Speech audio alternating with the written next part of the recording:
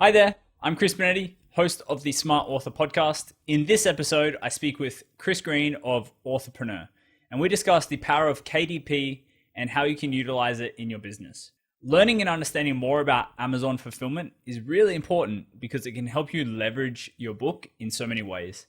Some of the main topics we will be covering today include utilizing KDP and turning anything you offer into a book that Amazon fulfills, leveraging Amazon's author copies to grow your business, and turning your best-selling book into a course, or turning your best-selling course into a book. At the end of this episode, make sure you visit our website where you can find all the show notes plus the links mentioned with Chris. And if you enjoyed this episode, please make sure you subscribe so you're always the first to know when a new episode is released. And if you're struggling with book sales, head over to smartauthormedia.com/audit to get a free audit and a clear plan to get your book sales back on track. Now, let's head over to this fantastic interview.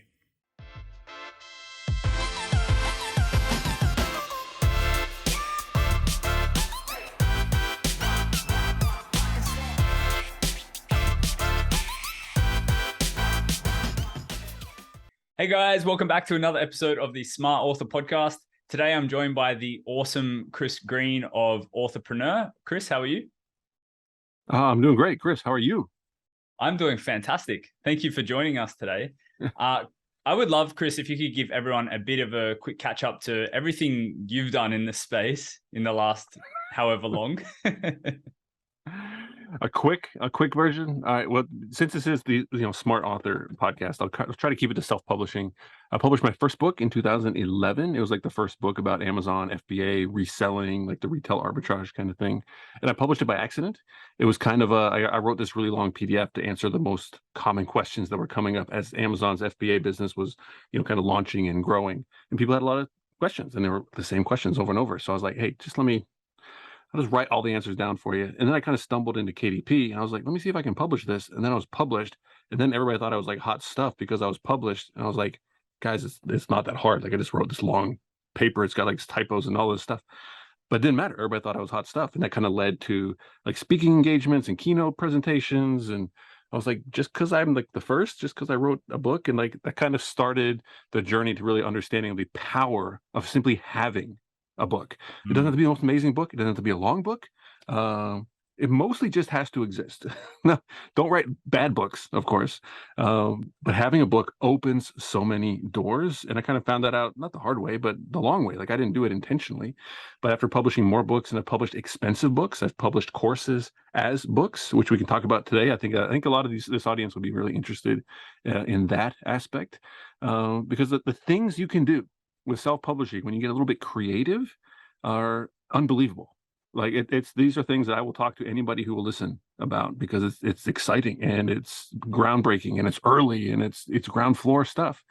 So yeah, self-publishing, the things that you can do with self-publishing when you get a little bit creative and you really understand the power that you have to give value to your customers through a physical purchasable product on Amazon in multiple international marketplaces that are Prime eligible.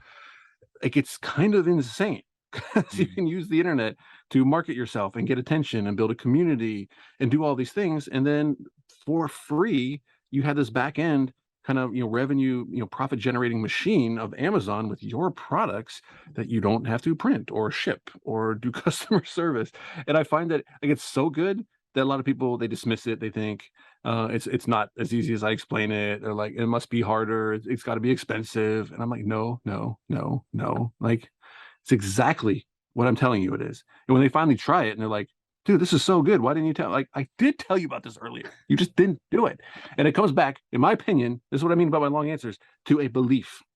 They don't believe it will work. So they don't take the steps and the actions to get to the place where they finally have the results. So hopefully we can, make some people believers in KDP and be like, yeah, okay, I see how I can really incorporate KDP into my existing business model, whether it's coaching or online courses or authority building or speaking engagements, whatever that is. KDP will be an absolute monster driver of business and revenue and profit and networking. And I mean, I could go on and on. And there's no script. This is like, I just love this stuff. Yeah, and I love your enthusiasm for it as well.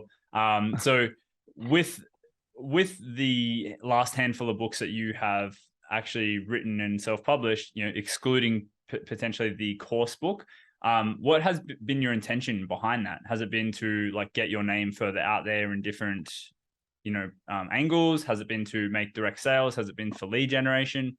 Yeah. What's your thoughts? Like apart from the course as books and stuff? Apart from the courses books. Yeah. Yeah.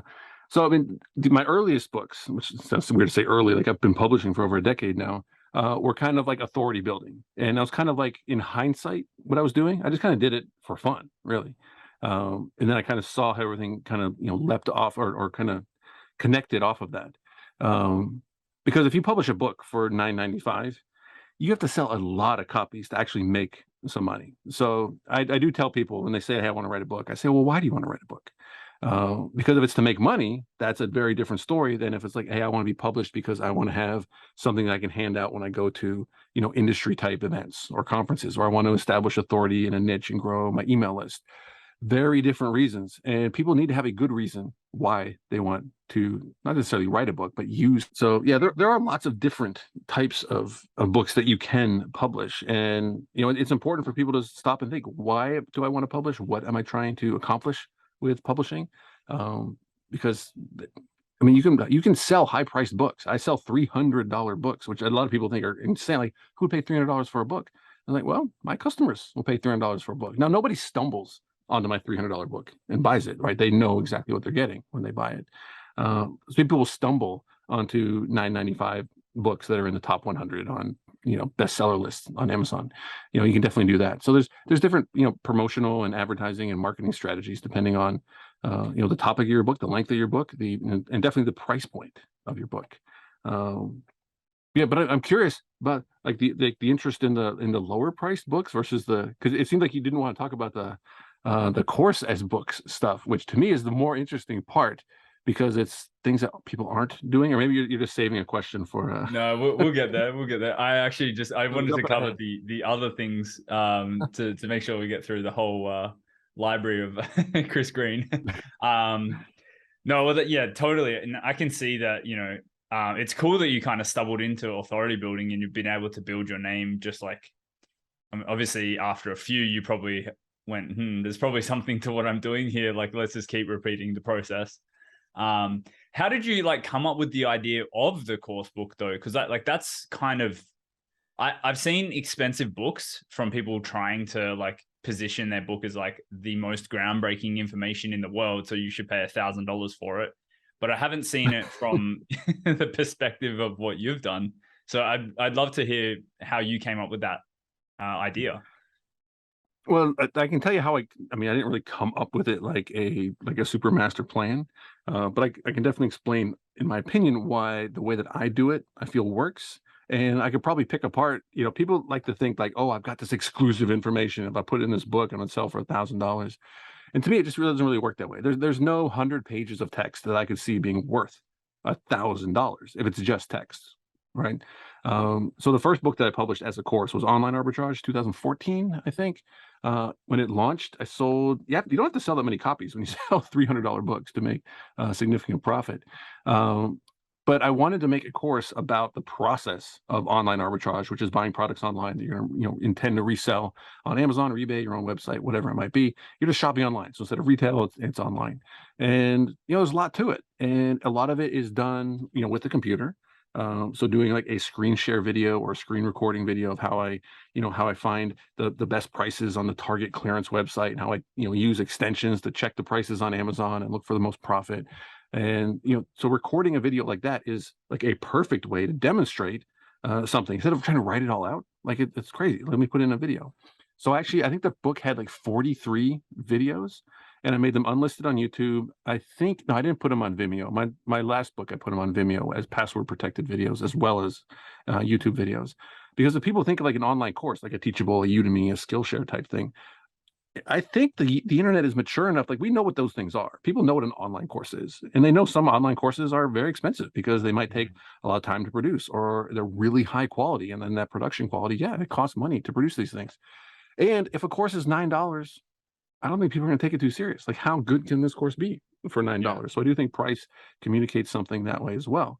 So I started writing this thing out, since I'd already published and I'd seen the power of publishing, and with my FBA background, I was like, wait a minute, I can have this online course available through the printed pages of a print-on-demand book at a price point significant enough that I'm going to make some good money on it, and it's still my content. I can still mirror it on Udemy or Skillshare or anything that I want. And I was just telling people what I was doing as I went. I didn't like make this plan and launch it. And I kind of built up this anticipation for it. So when it finally launched, people were like, yeah, I definitely want it. And I launched for $300. And you got the videos.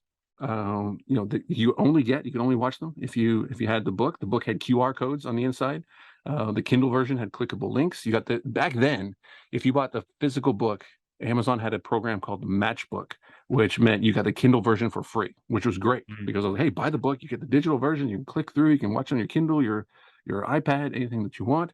And the original version back then, and I probably wouldn't do it today, but in 2014, I included a private one-on-one, 1 hour, coaching call about online arbitrage, where I'd explain different extensions or different methods or all these things. So you're getting access to me. That's a good deal, right? And before people, might say, oh my gosh, I can't put an hour of my time in with a $300 book. And I would say, yeah, you don't want to you gotta know, what your time is worth and what you're willing to bundle, right? So you might say, look, I do that for $1,000 book. And if your time is worth $1,000 for 1 hour and the content that you put in, and your customers, know and like you enough that they'll pay it, then knock yourself out. You can price it any way that you want. My redemption rate was about 5%. And I say that as it's not a secret. So for every 20 books that I sold, I only did one 1 hour coaching call. Now I would have done all 20, right? But they didn't redeem. And I think part of it is because my book was pretty good. Like if you read the book and watched the videos, there's not a lot of questions you're going to have at the end. Now, if you do have questions, by all means, book your call. You paid for it.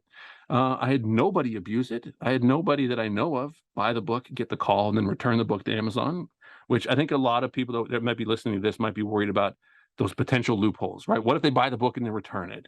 What if they buy the book and get my bonuses and then return it? Because you can't control the return process on a self-published print-on-demand KDP book. But what people don't, if they don't think about the details, they might get scared because royalties are non-refundable. So if you buy my book and return it, I don't care. I still get paid, right? Like I'm not worried about that. Now, Amazon will resell that book as a used copy through Amazon warehouse deals, and I don't get royalties on that. So it does even out. But it gives me the confidence to say, look, buy my book. If you don't like it, return it. Like, not a problem. And I mean, it's not like a secret thing, but I still get paid at that point. So it just has so many benefits to it. And I think that's what people are missing. They're not adding the right type of value into their higher priced books or a course as a book. And, to me, I think people are just missing the big picture. And it's like, it's not that I'm trying to be an author and write books. It's that I want to have access to my information as a physical product on Amazon because customers love getting boxes, right? They love getting packages more than here's a login to my, website members only area. Nobody cares, right? $500 for that? No, they want $500 physical product that shows up, knowing they can return it if they want, and a trusted review system. I can't. It's not my website where every review is 5 stars and says I'm the best. No, this is Amazon. Where if someone's not happy, they can give me 1 star and they can write paragraph after paragraph about what their experience, and I'll put myself out there. And if I get 1 stars, I don't mind. I want customers to read 1-star reviews so that they know, hey, is this for me or is this not for me? And I think Amazon's review system has worked really well to give customers the information that they need to make a good buying decision. And if you have a good product and a good course and a good book and good information and good content, you'll be just fine. I don't want people to worry about, well, what about the reviews? Well, what about if they return it? Well, what if you don't do it? Right? You'll be in the same spot. You have none of that if you don't do it anyway. So and your first book's going to be your worst book, right? You're going to get better at it. You're going to, know what your customers want. You're going to realize, oh, wait a minute, I know how to do QR codes now, and I can do it faster, and I can make my pages look better, and all these things. And self-publishing in KDP is only going to get bigger and better. They've added hardback books. You can print in black and white and color. You can do all of this on the same listing. So I have a cheaper paperback that's in black and white, and I have a more expensive hardback in color. And I love it that way. So I kind of have like a basic version, and I have a premium version, and I get to buy them at author cost. So I can give them as gifts at very, very low prices. But because they're expensive on Amazon, it comes across as a very generous gift, Yeah. which we can talk about that. But yeah, I could hop around and talk about all of these different I aspects love to that. it. And by the way, Chris has like 2,000 students in Udemy as well for one of his, I think it's his entrepreneur course that is also a book. So like, and it's 5 stars over there. So validation on multiple platforms is is pretty cool.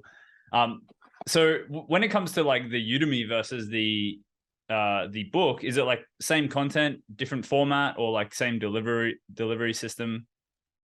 It's basically the exact same thing. So I take the video content and I upload it natively to Udemy, so you can just watch it in their viewer. Um, the chapters are all kind of copied and pasted as individual PDFs for each kind of lesson. So once you make the content, it's not hard. It's maybe tedious or boring. If you have to break down your 500, my books, my course has books end up being kind of textbooks, right? So they're thick. This is like 460 pages or something. Mm, Um, so breaking all that down, I forget how many chapters it is, but say it's like 30 chapters. You have to break that into 30 PDFs, save them, keep track of them, upload them one by one, give every one of your modules a title and a description, and then the content. And it's not hard work, but it can be quite boring. But it's your content; you can put it anywhere you want. Nothing out there that I use is exclusive.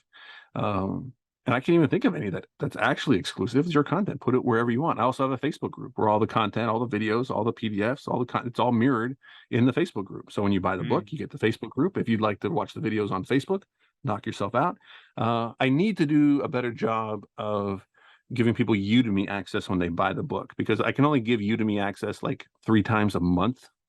So I have to like schedule that and make sure everybody knows about it. But as a Udemy instructor, I can give completely free access. So I can say, hey, buy my book, this week. And on Monday, I'll send you out a code where you get the Udemy version as a bonus for free. And the Udemy version sells for $199, just like the book sells for $199. And the mhm. Kindle version sells for $199. But I can give you the PDF. Wait, I might be in like exclusive with KDP Select, and I'm not supposed to give away the PDF or something. Uh, there's small details like that. Amazon's not But listening to this podcast. So, no, I've never heard of that actually being enforced. But like, as someone who really values my KDP account, I do read the fine print and all the little, make sure I know every single thing there is to know about this. And there is something about when you are enrolled in KDP Select, which I highly recommend because of all the promotional options that you have. They don't want you selling, like, you're not supposed to sell it on iBooks, which I don't do that. But they don't want you giving away more than 10% of the book. I believe you can give away mm. 10% as like a sample. Yeah, they got a few rules like that. I've honestly never heard of it being enforced. But everybody needs to actually write a book and create a course before they have to worry about any of that stuff. Anyway, yeah, I forgot the question. I give long answers and then I get off track. No, I was just referring to the Udemy version and kind of, so like when you first came up with the Oh, idea. that's a good point. That's a good point. There was something we should talk more about that, because you said I have 2,000 students. I have like almost all. I think they're all 5-star reviews. I haven't looked at the reviews lately, but I'm confident that they're all high. And I've actually got over 80,000 Udemy students total. But I've taken down some of my old courses because they just get out of date. Mhm. But being able, so if you launch a course on Udemy and you have maybe a small email list or small following on social media, you can choose to just give it away. Say, look, hey, I'm giving it away one day only. Throw out some goodwill to your audience, and all of a sudden now you've got 300 people who have taken your course. And now when people see your course, and it's got 300 students, and it's got like 27 5-star reviews. Now you screen cap that, and now you post that on Instagram, and people are gonna be like, oh, all these other people have bought this. They don't know, and I would never don't do anything like intentionally false, but that's what people are going to assume. They're going to be like, "Wow, 300 people bought this $200 course. It must be good." Mm. If anybody asks, be like, "No, I mean, I think almost everybody in Udemy it was free because I gave it away at the launch." But you can use this social proof, right? Like screenshots of your Amazon reviews, screenshots of your 5-star ratings, and just kind of snowballs from there, because you can't make that stuff up. Now, some people will make it up in Photoshop, but like, no, you don't have to when you make good stuff. Like, and then you can use that social proof to just take it to the next level, and it's really just not that hard. But people have to be willing to put themselves out there, be willing to be at risk of a 1-star review, which If you sell enough books and enough courses, you will get a 1-star review. I guarantee it. Just don't worry about it, because who cares? Like, people are, I put this in the book actually. People are smart enough these days. If they see an Amazon product with 97 5-star reviews and that's it, they're all 5 stars, they're a little suspicious, right? But if it's got like 1,500 reviews and it's 4.8 stars and there's some 1 stars, they're like, yeah, that's a good product, right? Because they know it's actually had a lot of people out there who have purchased it, instead of like, oh, you got like 100 people from a review site to review your thing.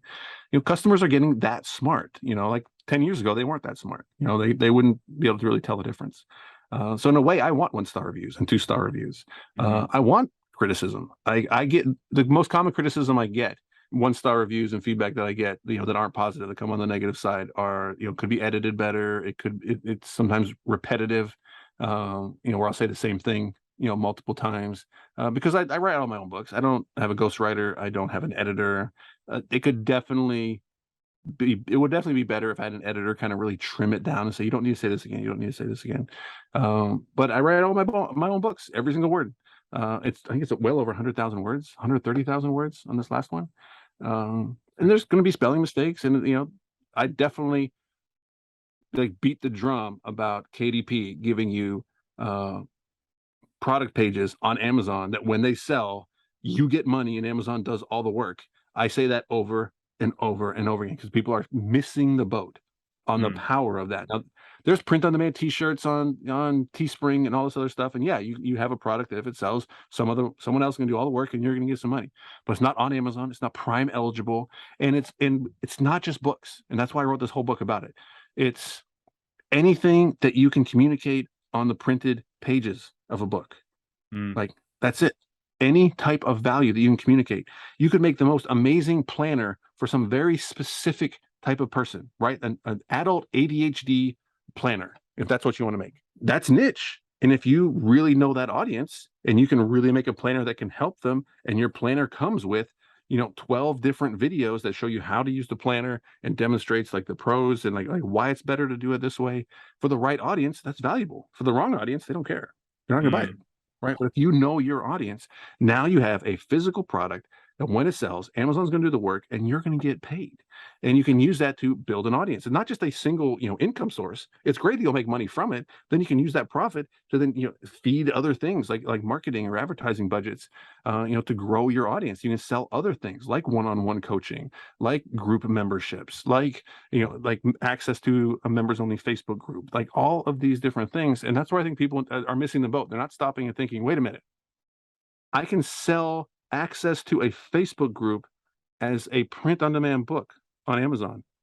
Yes, you can sell an hour of your time through a printed pages of a book on Amazon. The minimum page count is 24. That's 12 pieces of paper. It could be the smallest book you've ever seen. But if you have the book, it tells you how to redeem, right? Yeah. Oh. It takes you to a page. You have to submit your Amazon receipt. No one's going to fake that. No one's going to fake all the way through to talk to somebody one-on-one, face-to-face, and if they lied about it, it's not going to happen. But now they have you're outsourcing payment processing, right? Where do people want to put their credit card? Into Amazon or into your random website that they don't know, right? Like, it's just so easy. There's no friction. There's no barriers. And it's not exclusive. You can still sell it on your own website. But having that Amazon option in 8 different countries, including Australia, it's insane. Oh my gosh, you got to ask me about author copies. I don't know if you have that on your list, but author copies is. Ooh, go ahead. I'm so excited about how out of the box you think about these things, because I didn't actually have that lens of anything you've just spoken about until this conversation. So let's talk about author pricing. So author copy, once you've published, and this has been around for a while, but it's gotten better fairly recently with additional countries. I mean, COVID kind of slowed some things down. It actually took some countries off the list where they couldn't ship, and different, Canada. I think Australia's actually fairly recently added. I think it's in the past year or a year and a half they've added Australia. So what author copies are is, I, as the author, the publisher of this book, I can order my book at cost, and the prices are ridiculous. Is that a great word for it? Because Amazon is not using my author copy purchases as a profit center. right? They don't care, right? They just want to keep their printers going. So they basically sell books to me at cost. So my Entrepreneur Blueprint, this is the hardback. So I think this actually costs like $34, which is because it's hardback and it's color. So those get kind of expensive. The black and white paperback version cost me less than $7. Less than $7 for almost 500 pages, printed both sides, perfectly bound with a full color cover wrapped around for under $7. And here's what I would challenge people to do. Go to your local print shop, just call them and say, hey, if I send you a 500-page PDF document and I want you to print it and spiral bound it, what would it cost? And they're going to tell you about $75 just for that. So I'm getting $75 value for $7. And now I have a $7 product that I can give away, and they can look it up on Amazon. It's $200. Like, wow, that's like a good deal. Now I can still sell. So author copies are generally used if I want to buy like 100 copies of my book because I'm going to a book fair or an event or whatever it might be. And I can just ship them there. I can ship them to myself, whatever I want to do with them. I can also order one at a time. So I can sell my own book on my own website, or even I just want to send somebody a copy as a gift. And I'll do it. Dude, after this, send me your address and I will send you an author copy because I can author copy at cost. So my $7 plus in the US and similar pricing in Europe and Australia, $3.59 in the US. And they will ship it to any address in the US. $3.59. It'll show up in an Amazon package. So you know they're going to open it. You know they're going to get it, right? It's not like, oh, it's media mail and who knows what's going to get there. I can't ship it for that low. You get it? Like even just the storage and the labor. So for like $10, it's just under $11. I can have my book delivered to anybody in the US and they're going to get a $200 gift on their doorstep. Now I can do this in the US, Canada, Australia, the UK, Spain, Italy, Germany. What's the last one? Spain, Italy, Germany, France. There's 8 different countries, which covers like a lot of the population to where like it's local. I go on Amazon.fr with the same US account login and I'll order my author copy. And as long as I have a France address, they will print it in France and deliver it in France for the same about $11. Now that's a more high priced book. A 200-page book, you'll be able to do it for $7. If you go down to like 120 pages, you can do it for like under $6. Under $6, I can sit in my basement in the US and I can have Amazon print a book in Australia and deliver it to you in a few days in an Amazon package for under $6. Like people are sleeping on the power. Like this didn't exist like a few years ago. And we have Amazon gives us this power for free. And people are sleeping on it. They're like, yeah, but I'm not an author. But like, oh, I have nothing to sell. Like, whatever, man. Like the people who see this opportunity are gonna kill it. Oh man. Yeah, I'm gonna have everyone beating down my door about this episode, going like far. Like, well, dude, do this. Ask your audience. You want to have Chris Green back on? Like, we'll do like a big Q&A if you want with your audience, if you want. Oh, dude. If you can't tell, I like talking about this stuff. So it's just so good. Like there's so many things you can do. And I think a lot of your audience, they're already creating courses. They've already built an audience or community, and this is a great way to give them massive value at a very professional level of printed books that they can have delivered. Like it's such a connection to buy somebody's book that you've like been following, or you listen to their podcast, or you're a member of their community. There's so many. I can't even think of a downside to this, honestly. Have you found any ways to connect the author's books to like an API or something so that it can be automated, that you could send that stuff out? For the author copies? Yeah. I've had an extension built for me so that I can pop in like 20 addresses and it just kind of sits there and spins until it like puts in all the address. It breaks up the shipment. It's because it's kind of purchased through Amazon retail, even though it's not an Amazon retail purchase. It's purchased through your Amazon account. So you can certainly break up an order of 20 books and put in 20 different addresses, but that's a little tedious. So I had an extension made just for me that I'm considering. I'm trying to find a way to let other people use it, but like it's not perfect. So I don't want to charge people for it. Like it'll get 19 out of 20 right. And you have to go in and like fix the last one because it's Amazon's not made for this, right? So we're kind of making things up as we go. Unfortunately, there's no direct API for this. Although I would consider a service where, hey, for 25 cents, uh, just give us, your book and the address, and like someone would sit there all day. I mean, you could hire a VA to do this, where basically 25 cents, and it takes them, 3 minutes to process an order, and that's literally all they do today. That day is, data entry. That's potential for a service, although the login security issues might be tough. But it's something to think about. But it's this amazing option. Now you can certainly order your own books and send them to FBA,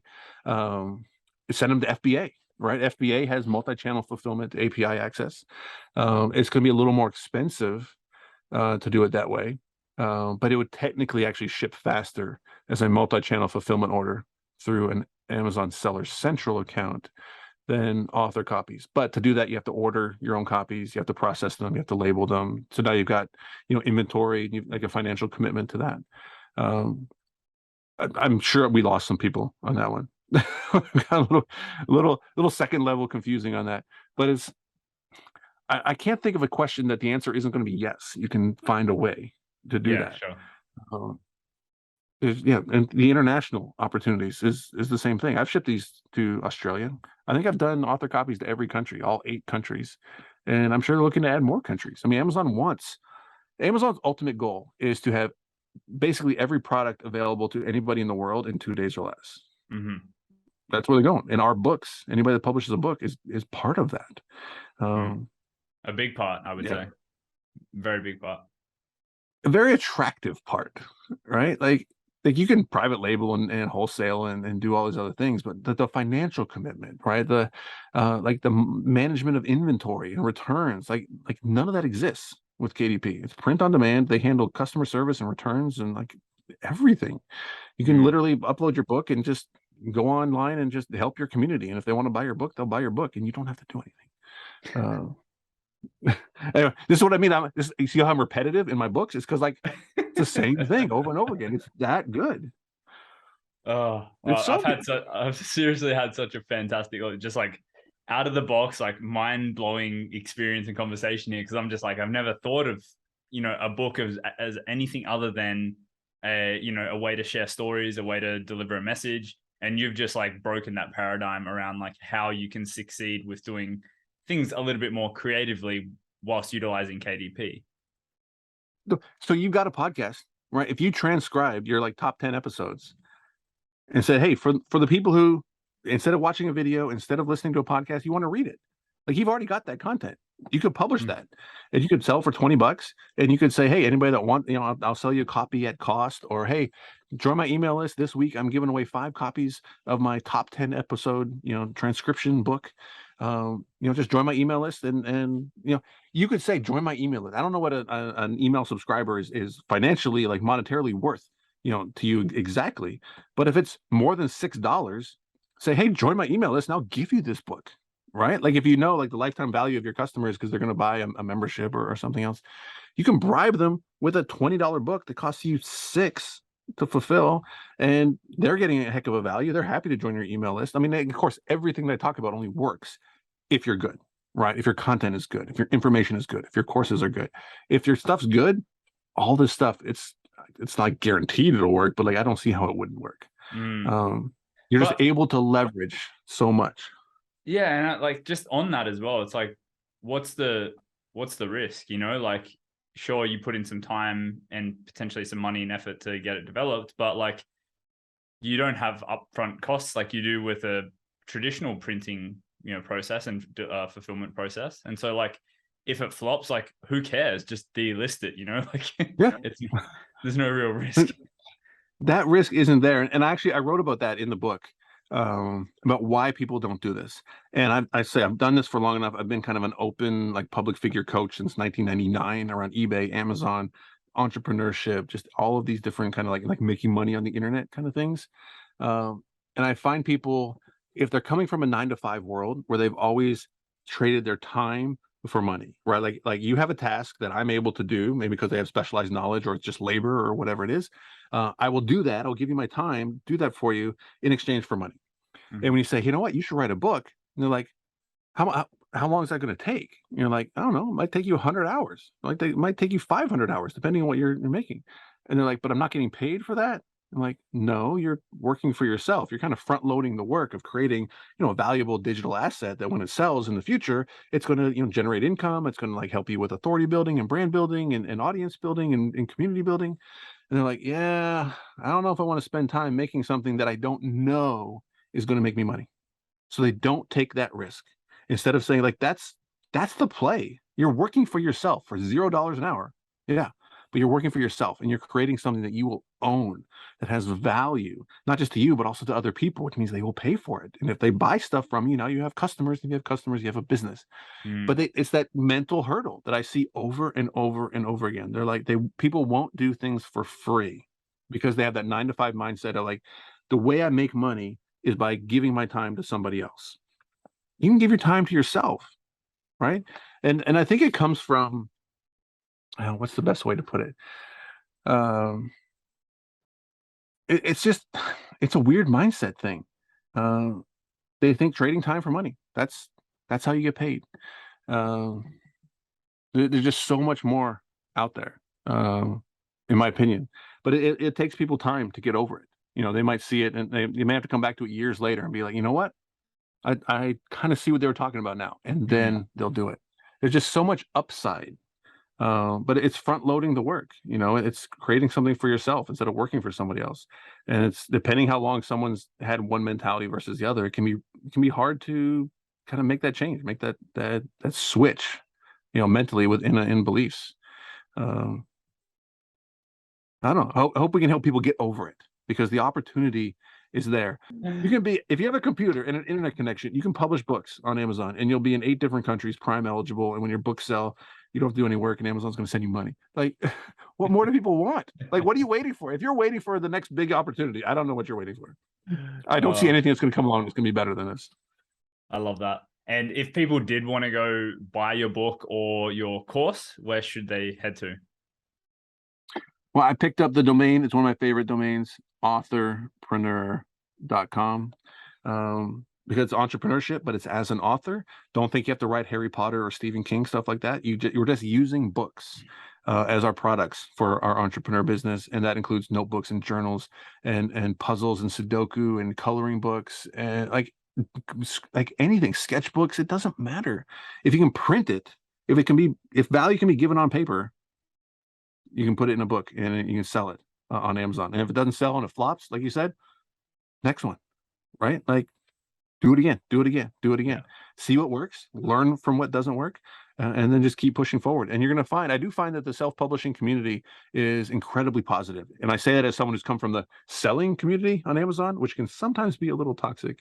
The self-publishing community is awesome. There are so many groups out there. I've got my own groups if people want to join those. Listen to the podcast episodes about all this stuff. It's all out there. There's so much information that's out there. If you need help, ask questions, and you'll get pointed in the right direction. And I think people regret not sleeping on it, but will regret not starting sooner. So you can't go backwards in time. So it would have been better to start, years ago, but you can't go back. So the best time to start is right now. Whoever's listening right now, go to kdp.amazon.com. Consider it a test of if you're serious. Go to kdp.amazon.com. I don't work for Amazon. It feels like I do sometimes, but go get your account. Start reading the terms of service. Start seeing, watching some videos. They have great educational videos on their own website. They have their own YouTube channel. They want you to succeed because they want their printers running. That's literally all it is. They don't want their printers, sitting idle. So yeah, they'll print your books and my books and everybody else's books. And we get to take advantage of their multi-billion-dollar distribution network for free. Did I mention it's free? It's such a good deal. I love that. And I'll make sure everything that we have mentioned is linked in the show notes for everyone here. Chris, thank you so much for your time today. It's been absolutely awesome. Oh, you bet. I'm sure we'll do another episode, right? I think we may have to. There's a lot to cover. Thanks, everybody. What an awesome episode. If you enjoyed it, please consider subscribing on your podcast platform of choice so you get notified every single time a new episode releases. And if you're struggling with your book sales, head over to smartauthormedia.com podcast.com/audit to get a free audit of your book sales, to see where we can help you bridge the gap between not many sales to a lot of sales. It's a free resource call that we have together where I give you some clear action steps that you can take to take your stuff from broken to selling. I'll see you over there. Thanks again for listening.